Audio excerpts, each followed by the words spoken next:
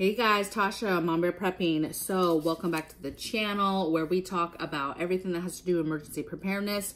Like my kitchen right now, you guys, look at the full sink.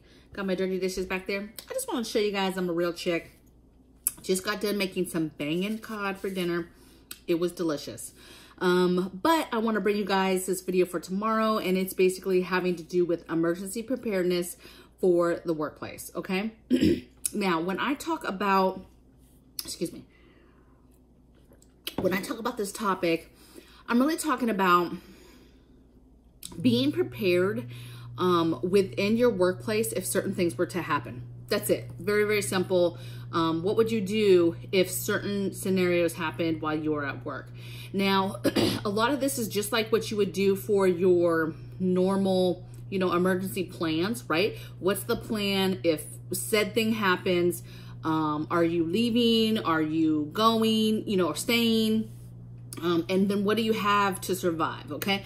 So I broke this into 3 areas, and that's basically what's the situation, right? What has happened? And then figuring out what's the,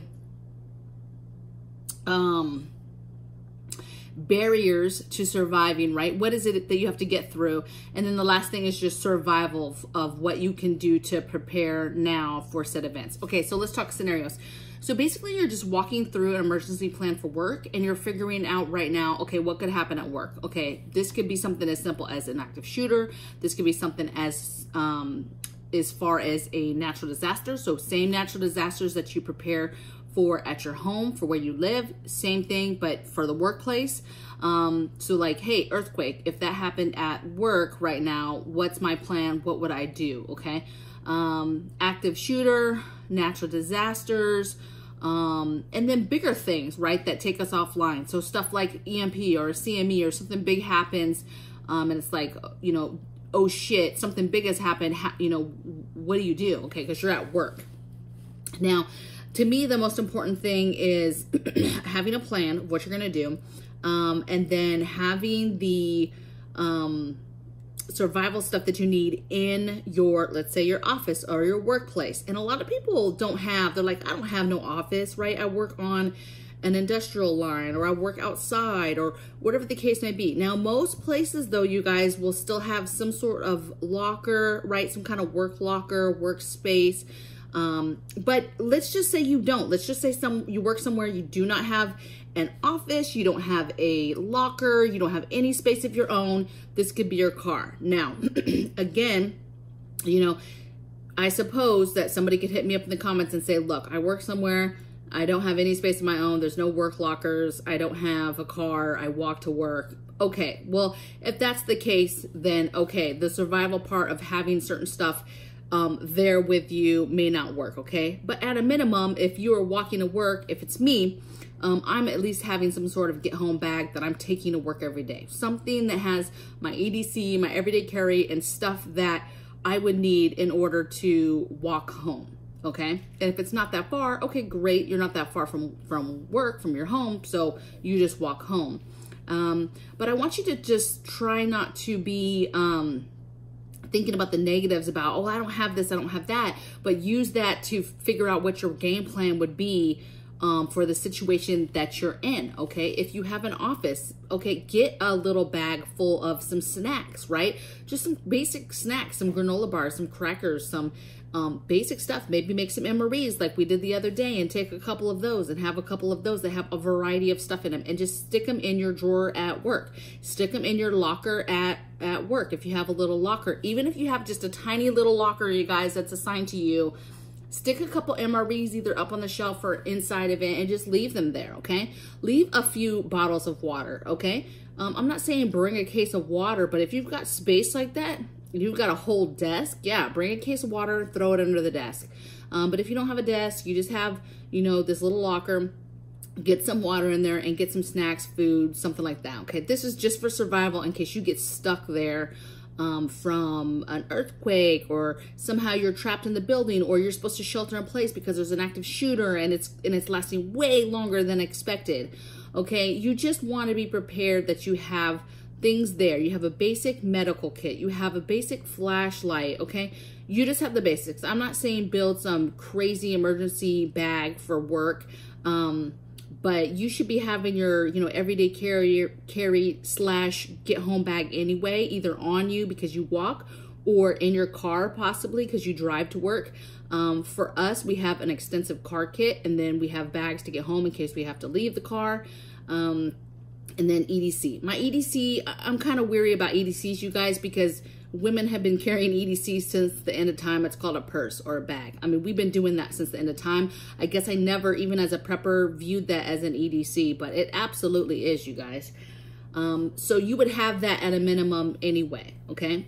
And maybe that bag has said food and water, but what I want you to think, or your mindset is what if you get stuck in the building and all your beautiful preps and your get home bag and everything happens to be in the car?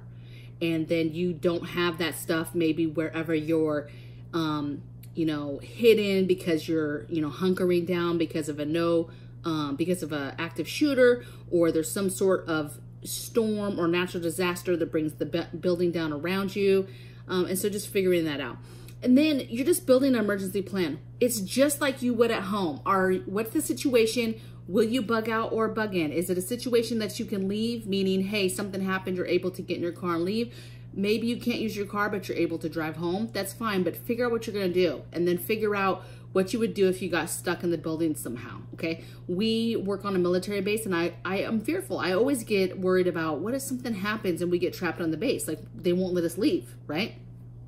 And I don't know what that looks like. You know, your kids are outside the gate and you get stuck on base, or vice versa, right? Some kind of scenario like that where it's a lockdown. You know, it turns into a lot of different scenarios. So just all I want you to do is take a look at where you work and what you can do to be safer at your job, right? And to have a plan. We talk about this every day here, emergency plan, have a plan on what are your movements forward if you had to leave the building, if you were stuck in the building, and then take it from there. And think about things like, okay, basics. If there was a fire in the building, where would I evacuate? Where are the doors? What windows open and what windows don't open? Knowing where fire extinguishers are.